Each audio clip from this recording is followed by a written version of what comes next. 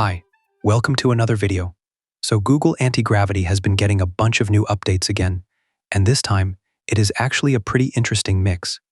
We have the Teamwork preview becoming available to way more people, a new Google DeepMind Science Skills bundle that basically turns Antigravity into a scientific workbench, a newer Gemini 3.5 Flash version specifically inside Antigravity, session syncing between the AGY CLI and Antigravity desktop, and a new low-effort Gemini 3.5 Flash option as well. So, let's talk about all of this, because Antigravity is starting to feel less like a normal AI editor and more like a full agent platform. Now first, let's talk about /Teamwork preview. If you remember, Google recently published a blog post showing that Antigravity was able to build a functional operating system from a single prompt. And this was not just a tiny toy project. They had the system build a working OS that could run freedom with kernel work, memory management, a file system, drivers, and all of that. According to Google, this used 93 subagents, more than 15,000 model calls, over 339 million input tokens.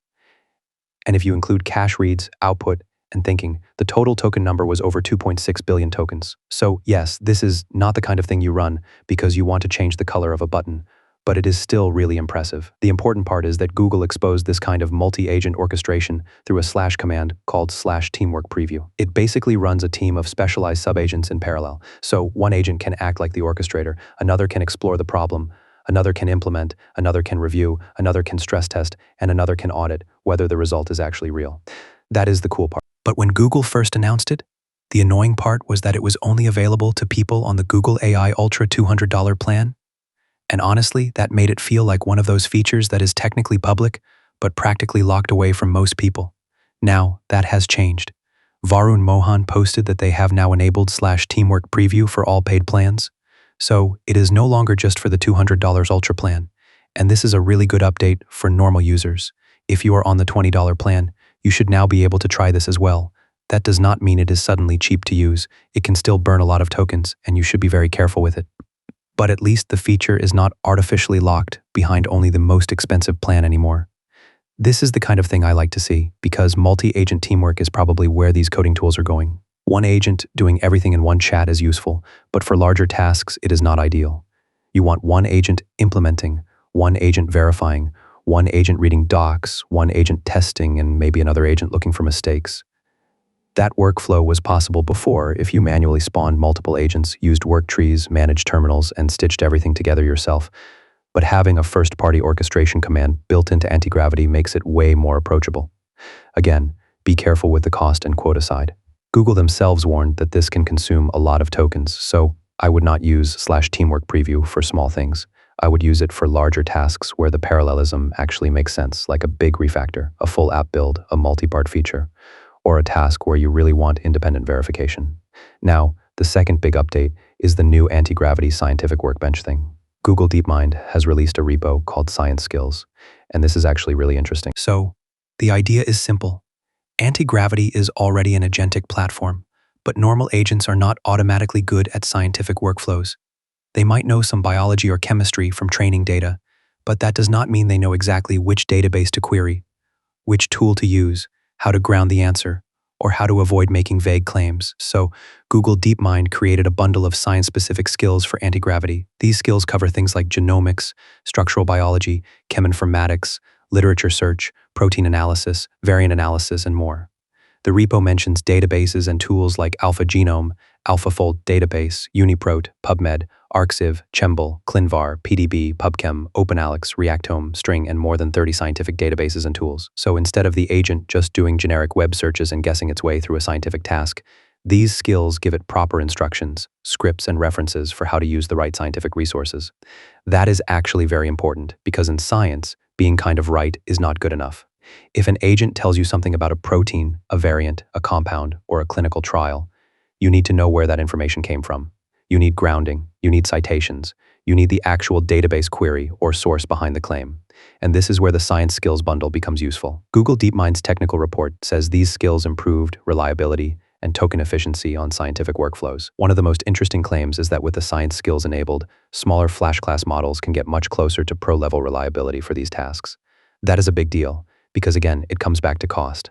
If a skill can make a cheaper model use the right tools, avoid mistakes, and spend fewer tokens, then that is way better than just throwing the biggest model at every task. To use it in Antigravity, new users can select the science option during the build with Google Setup step.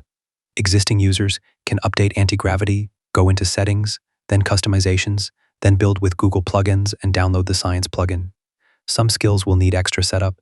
They use the UV Package Manager for dependencies, and some things like AlphaGenome or OpenAlex may need API keys, but the agent should guide you through that when needed. Now, I do want to be clear. This does not mean Antigravity is suddenly a fully autonomous scientist. You should still verify the outputs, especially for anything related to biology, medicine, chemistry, or real research work. But as a scientific workbench, this is genuinely a very cool direction.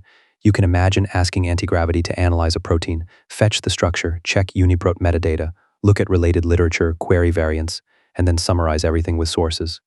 That is the scientific workbench angle they are going for. That is way more useful than a normal chatbot answer. Now, let's talk about Gemini 3.5 Flash inside Antigravity. There is now a new version of Gemini 3.5 Flash rolling out specifically in Antigravity. And according to Varun Mohan, this version has higher endurance on harder tasks and is better than before. This matters a lot because Gemini 3.5 Flash is basically the practical workhorse model for Antigravity. You can have all the fancy orchestration and agent manager features you want, but if the model collapses halfway through a hard task, the experience still feels bad. And that was one of the complaints people had.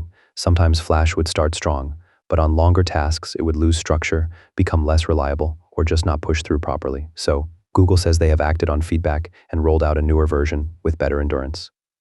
They also reset Gemini rate limits for all users, so people can try the new model immediately. That is a smart move. Because if you update the model, but everyone is already quota limited, nobody can properly test it. Resetting the limits gives users a clean shot at testing whether the new version actually feels better. Personally, this is the part I care about the most. Not because it is the flashiest announcement, but because the model quality is the product quality in these tools. If Gemini 3.5 Flash becomes more reliable, Antigravity immediately becomes more useful.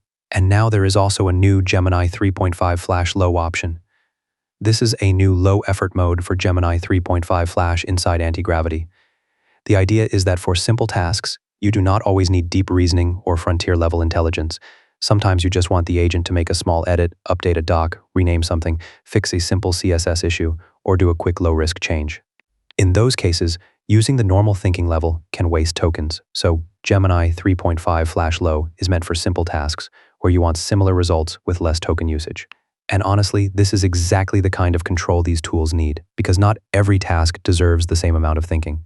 If I ask the agent to architect a whole backend, use the stronger option. If I ask it to fix a typo, use the low-effort option. If I ask it to update a README or make a tiny UI adjustment, I do not need it to think like it is solving AGI. This is also good for paid users, because Antigravity's quotas are precious now. If you can save tokens on small tasks and keep the stronger model behavior for hard tasks, your weekly usage will go much further. So my recommendation would be simple. Use Gemini 3.5 Flash Low for small edits, documentation, simple UI tweaks, and low-risk cleanup. Use the regular Gemini 3.5 Flash option for normal coding work, and use Teamwork Preview only when the task is big enough that parallel agents are actually worth the token burn. Now, the last update is session syncing between the AGY CLI and Antigravity desktop. This one sounds smaller, but it is actually really important for daily usage. Previously, one of the annoying things about Antigravity was that the different surfaces did not feel connected enough. You could use the desktop app, you could use the CLI, but moving between them was not as smooth as it should be. Now, with the Antigravity CLI v1.0.4 release, you can start a conversation in Antigravity and pick up where you left off in the CLI. You can run /resume in the CLI, then tab over to the Antigravity tab and see or import your conversations. That is exactly how this should work. Because sometimes I want the graphical Antigravity desktop experience. I want the agent manager, the plan view, the conversation history, and the review interface. But sometimes I just want to be in the terminal and move fast. If sessions sync across both, then you are no longer trapped in one surface. You can start in desktop, continue in CLI, come back later, and keep the same thread alive. That is a big quality of life improvement. And it also makes Antigravity feel more like a real platform instead of just one app. So if we put all of this together, the direction is pretty clear. Google is turning Antigravity into a multi-surface agent platform. You have the desktop app for agent management, the CLI for terminal workflows, the Science Skills bundle for research workflows / Teamwork Preview for large multi-agent tasks, Gemini 3.5 Flash, Flash improvements for harder tasks, low effort mode for cheaper simple tasks, and now session syncing between the CLI and desktop. That is a lot. There are still some downsides. The token usage can be heavy, Teamwork Preview can burn through quota very fast. Some of these features are still previews. And I still think Google needs to make usage tracking and quota visibility much better. But the pace of iteration is really good. They are listening to feedback, opening up features that were previously locked behind the $200 plan, improving the model, adding effort levels, and making the surfaces work together. That is exactly what I want to see from an AI coding tool. So, overall, this is a pretty strong anti-gravity update. The Teamwork Preview becoming available to all paid plans is great. The Science Skills bundle is genuinely interesting for research workflows. The new Gemini 3.5 Flash version should make harder tasks more reliable. The low option should help save tokens. And CLI plus desktop session sync makes the whole thing feel more usable. Overall, it's pretty cool. Anyway, let me know your thoughts in the comments. If you liked this video, consider donating through the Super Thanks option or becoming a member by clicking the Join button. Also, give this video a thumbs up and subscribe to my channel. I'll see you in the next one. Until then, bye.